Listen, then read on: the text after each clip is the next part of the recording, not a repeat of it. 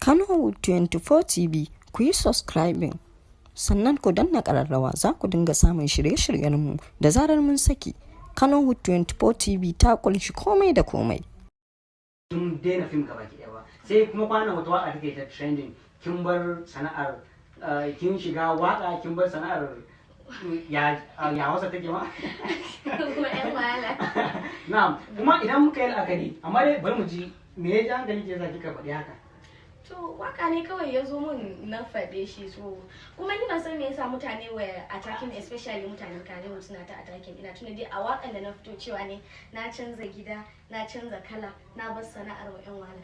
To kaga ai a cikin nan ban ambaci suna ni kaina ba ambaci suna na ba, ban ambaci sunan ka ba ambaci sunan fofoto ba ambaci sunan koma wai ba ambaci sunan kowa ba, kawai na ce na bar sana'ar wa yan wahala. To sai aka fara attacking ina yan Kannywood sun fito suna ta magana suna ta zage-zage, ai film ne ya samu. Yes, of course film ne ya samu mun suna, but ni ban fito na directly na ce kaza kaza. Idan kun san ba abin da kuka wa mutum ko sunan ka ba. Okay, a daga cikin idan aka tsaya da sauran waƙan da kyau baki ambaci sunan kawai lyrics ne na mu iya cewa kamar waƙa ce baiti ne ya biyo da gurin daga nan ke kika faɗi wannan magana su kuma daga nan mutane suka juya magana ba da kawai da sai a ce fim da waka kusan a ce tafiya ɗaya ne saboda ko cikin fim za ki ga wani lokaci akan kira wani mawaƙin ya zo a ba shi sin a ciki amma sai kuma sai gashi waɗannan abubuwan sun fito a daga cikin mutane suka juya abu amma ke a naki manufar ba haka ba. Sana'a ce sana'ar fim ba iya kacin sana'ar da ne ba kenan.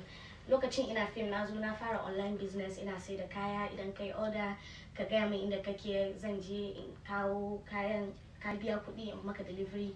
In ma kana wani gari ne in tura a je tashan mota a bada sannan a yi maka delivery din shi. So kuma na zo daga baya na zo ba flata na ce ni wanda na taso a cikin barak, ni ban taso cikin arewa ba tun farko gaskiya, shi sa lifestyle ina is different. Mutane suke ga na fi rolling like wasu ma ce mu suke kristanci ni saboda yadda nake rayuwa na, I don't care stuff like that. So mun zo arewa ko lokacin da muka dawo arewa ma ni rayuwa ta mun wahala kafin na saba saboda ka san yanda ko a nan arewa yanda barak yake a ciki, gaskiya a cikin barak na taso, so kowa na living life din shi yanda ya so, just do what you want. Amma sai da mutanen arewa mu suke ko me kai sai an yi magana, so it was very hard gaskiya kafin na saba da yan arewa. Na'am, bayan kin shiga wannan harkan fim da gaba kuma sai kika zo kika fita za a ce ko kuma didin ku ne kare, kin yi wata waka wanda ya jawo cece kuce sosai akai, kuma ko da a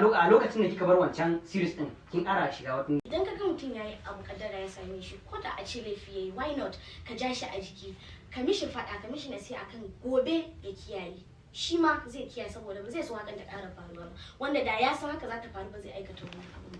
So me yasa aka zo aka janye mata? Kaga kamar lokacin da ta yi waka da classic din nan aka zo aka mata ca, ni ban ga wani abun aiwa a nan ba. Sana'a ce ta yi waka, ba wai kyauta ta mishi ba, definitely biyan ta yi. Kuma wani abu da suka yi su sun kasa ganewa yau, the more they hate the more you succeed. That's it. A lokacin da suka fara wannan hating din nata, a lokacin sai kuma Allah ya ɗaukaka ta, yau gara masa ta. Now, ina wasu yin ya samu kungiya sauki a kowane platform, YouTube, Boomplay, Audioma, kowane platform da kuka san ana jin waka an kuka sa waka na da kuka sani da shi zai fito insha Allah. So ganin kallon lokaci ya kawo jiki, wani shawara zaki ba wa mata waɗanda suke so su yi waka? Kannywood 24 TV ku yi subscribing sannan ku danna ƙararrawa za ku dinga samun shirye-shiryenmu da zarar mun saki. Kannywood 24 TV ta ƙunshi komai da komai.